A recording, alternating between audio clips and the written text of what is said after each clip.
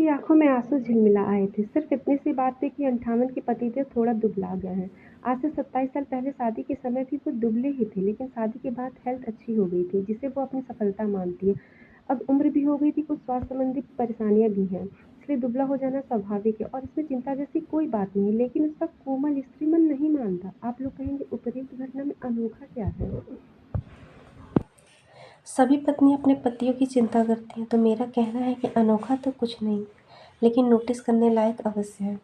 पत्नी का वो भाव जिसके वशीभूत होकर वह छोटी से छोटी बात पर भी पति की या घर के अन्य सदस्यों की चिंता करती है, उनकी देखभाल करती है, उनका हर तरह से ख्याल रखती है।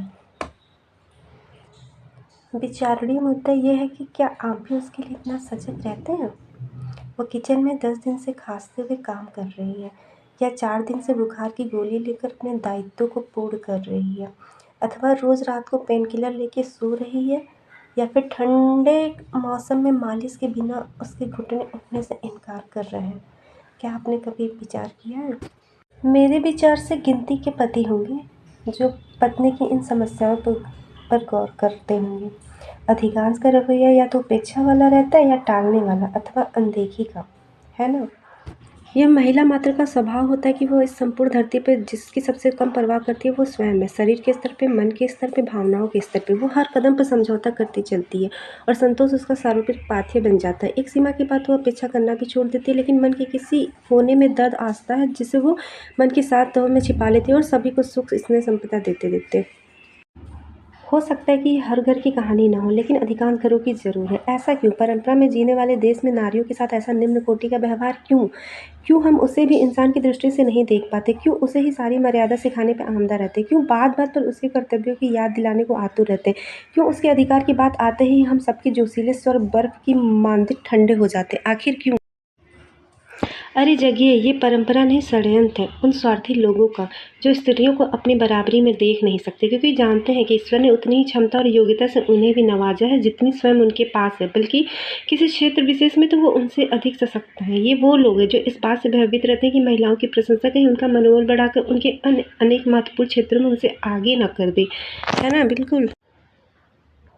जरा सोचिए तो, जो अपना संपूर्ण जीवन परिवार के लिए देती है, बिना शिकायत, बिना अपेक्षा, वो बिना जिक्र, बिना फिक्र और बिना फक्र के मर जाए, ये कितनी बड़ी असंवेदनशीलता है। इससे भी बढ़कर शर्मनाक यह है कि इस असंवेदनशीलता को जीने में हमारे पुरुषों को तनिक भी शर्म महसूस नहीं होती। उल्टे वो इसे बहुत सहजता के साथ परंपरा के निर्वाह का हिस्सा मानते हैं। परंपरा अर्थात युग की महिलाएं आदिकाल से घर परिवार संभालती आती हैं और यही उनका परम कर्तव्य माना जा रहा है। उस पर किसी भी प्रकार की प्रशंसा अथवा आभार उन्हें नहीं दिया जा रहा है। यूँ तो उसके होने मात्र से घर में उजाला है, खुशी है, जीवन का संगीत है, लेकिन यदि इस तथ्य को आप पूरे मन भाव से उसके समझ स्वीकार करेंगे तो यह तय जानिए कि ये उजाला, खुशी और संगीत उसके शून्य अंतर्मन को भी आनंद से भर देगा। तब उसके लिए जीवन अभिशाप नहीं वरदान होगा और तभी ईश्वर भी प्रसन्न होगा, क्योंकि उसने पुरुष और नारी को परस्पर पूरक बनाया था, न कि शासक और शासित। जबकि सच तो यह है कि यदि आप अपनी पत्नी को अपने समकक्ष मानकर उसके योगदान को सराहेंगे तो छोटे नहीं हो जाएंगे, बल्कि समाज में एक अनुकरणीय व्यक्ति के रूप में आपकी प्रतिष्ठा होगी। साथ ही आपकी जीवन संगिनी भी आपके प्रति स्थायी सम्मान से भर उठेगी। चूंकि नारी तो होती ही आशुतोष है, शीघ्र प्रसन्न हो जाने वाली, कम में ही आभाव भाव से भर उठने वाली। नारी तो ऐसी ही है। जब आपकी प्रतिकूलताओं में भी वो आपके प्रति समर्पित है, तो अनुकूलता में भी उसके हृदय के मुदित भाव की कल्पना कीजिए।